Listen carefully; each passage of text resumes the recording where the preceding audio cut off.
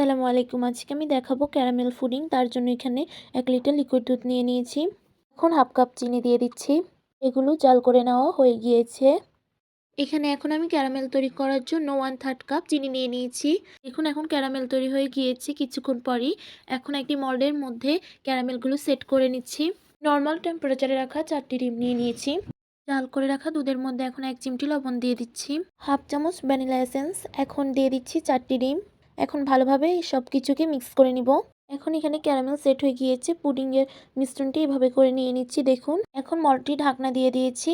এখানে 10 minute free hit করে রাখা একটি পাতিলে স্ট্যান্ড নিয়ে নিয়েছি। এখন মলটি দিয়ে ঢাকনা দিয়ে দিয়েছি। এখন 50 মিনিট পরে চেক করে নিচ্ছি পুডিংটি হয়েছে কিনা। দেখুন মাশাআল্লাহ পুডিংটি তৈরি হয়ে গিয়েছে। এখন পুডিংটি মোল্ড আউট করে নেব। 1 ঘন্টা প্রথমেই ফ্রিজে রেখে সেট করে নিয়েছি। আমার দেওয়া ভিডিওটি ভালো লাগলে অবশ্যই লাইক কমেন্ট শেয়ার করে দিবেন। আসসালামু আলাইকুম।